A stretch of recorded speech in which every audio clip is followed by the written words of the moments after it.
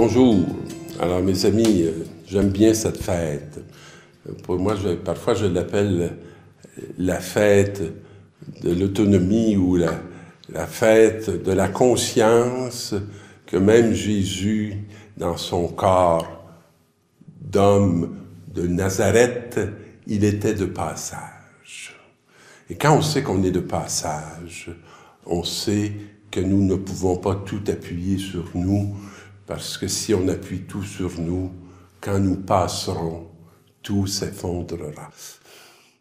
C'est important de laisser de la place. Et c'est important de préparer nos relèves. Quand j'étais plus jeune, avec l'adoption de mon fils Claude, j'anticipais parfois avec angoisse les jours où on se séparerait, où on se distancerait. Et il me semble que ça m'a beaucoup ancré dans la réalité, dans ma façon de vivre dans le présent avec lui, de ne pas complètement l'appuyer sur moi, mais l'appuyer sur les forces qui étaient en lui. Puis aujourd'hui, je suis très heureux de voir, je dirais, l'autonomie de mon fils quadraplégique. Et comment on peut se distancer tout en sachant qu'on est tellement près l'un de l'autre qu'il n'y a pas de distance qui mette à terre ce lien qui nous anime et qui fait qu'on se reconnaît. Alors, c'est un peu ce que va nous parler notre ami Luc dans les Actes.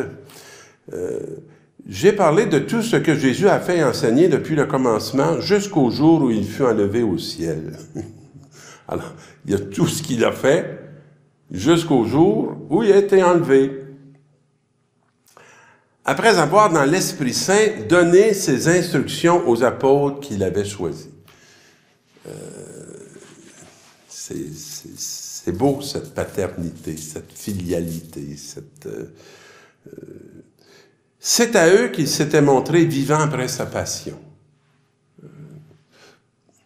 Puis, il leur avait donné bien des preuves, puisque pendant 40 jours, il leur était apparu et leur avait parlé du royaume de Dieu. Il a pu leur en parler beaucoup plus après, parce qu'avant, je suis pas sûr qu'ils étaient si près.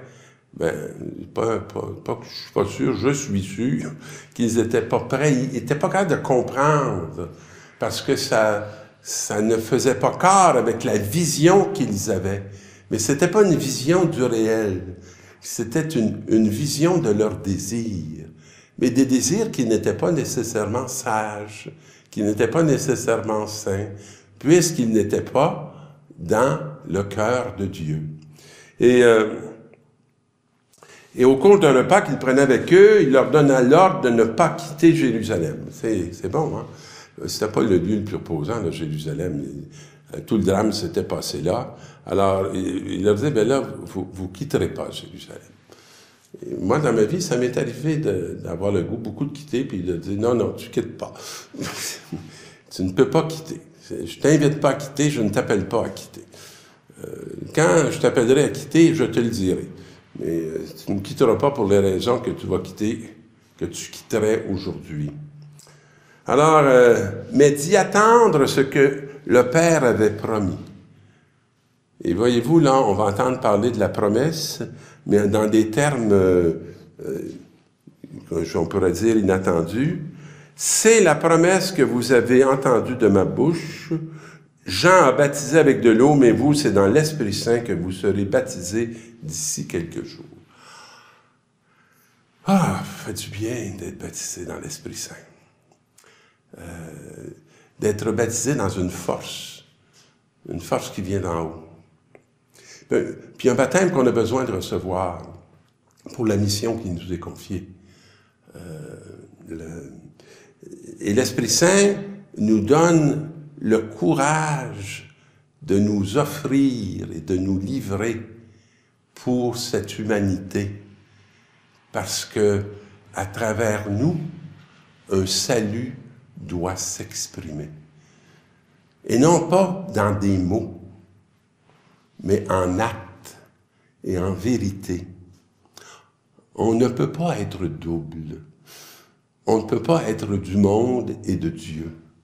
On a à être de Dieu, mais plongé dans le monde, non pas réfractaire au monde, non pas jugeant le monde, mais aimant le monde.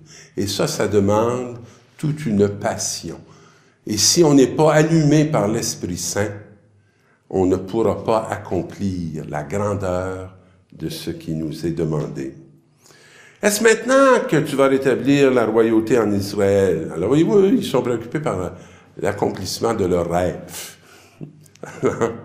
Il leur dit, « Il ne vous appartient pas de connaître les délais et les dates que le Père a fixés dans sa liberté souveraine. » Puis inutile de faire des pressions dessus, ça ne viendra pas plus vite.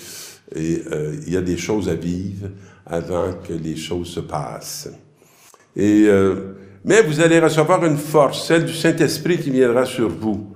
Et vous serez mes témoins à Jérusalem, ce qui est très vrai, dans la Judée, ce qui est aussi vrai, la Samarie, ce qui est incroyable, et jusqu'aux extrémités de la terre, ce qui est très vrai. Aucune de ces paroles n'a pas été accomplie. Après ces paroles, ils le virent s'élever et disparaître à leurs yeux dans une nuée. Voyez-vous, c'est merveilleux, c'est pas lui qui va le faire, c'est nous. Et c'est tout à fait ce qui se passe.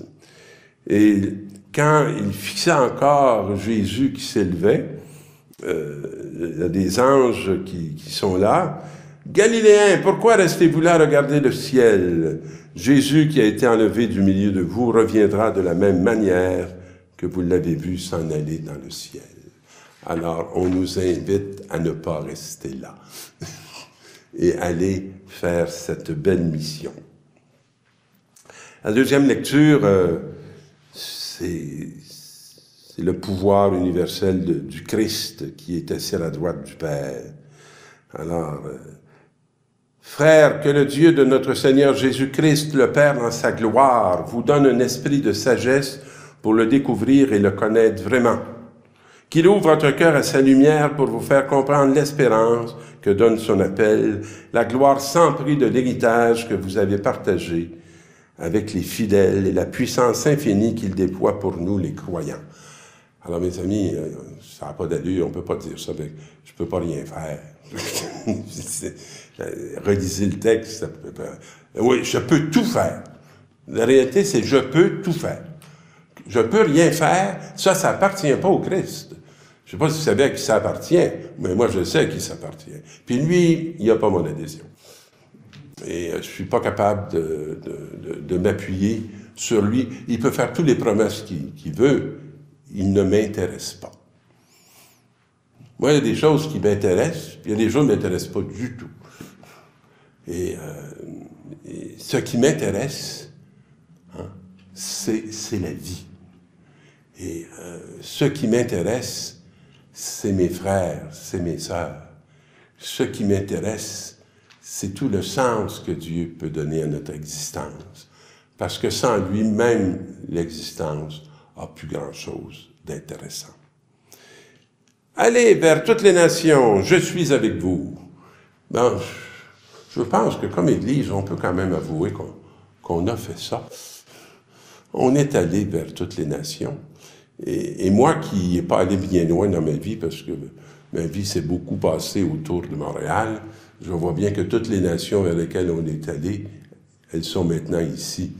Et j'ai l'impression que j'ai le retour de ce départ vers toutes les nations. Et chaque semaine, j'expérimente comment, d'abord, qu'ils remplissent une bonne partie de l'Église ici, et qu'il y a toute une vitalité de ces jeunes nations, de ces jeunes générations qui sont habituellement la partie la plus jeune de nos communautés paroissiales. Et comme on reçoit beaucoup de bénédictions à travers leur foi engagée, vivante, profonde, ils sont vraiment une régénérescence du corps du Christ que nous sommes. Alors, tout pouvoir m'a été donné au ciel et sur la terre. Allez donc, de toutes les nations, faites des disciples, baptisez-les au nom du Père et du Fils et du Saint-Esprit. Je trouve toujours bon d'être en corps, d'être en communion, d'être en unité pour accomplir cette mission, qui est notre mission, qui n'est pas la mission de l'Église, comme si l'Église, c'était quelqu'un d'autre que nous-mêmes. Alors, c'est notre mission à nous, les chrétiens, les baptisés, d'accomplir ça. Et moi, je suis avec vous tous les jours jusqu'à la fin du monde. On n'est pas orphelin. Il est là. Donc, dans cette belle présence, dans ce bel accompagnement de Jésus, qui nous a appris en le faisant lui-même ce que nous avons à faire, soyons d'heureux missionnaires, évangélisateurs, porteurs d'une bonne nouvelle pour les temps actuels. Bonne fête de l'Ascension. Mais restez les deux pieds sur terre.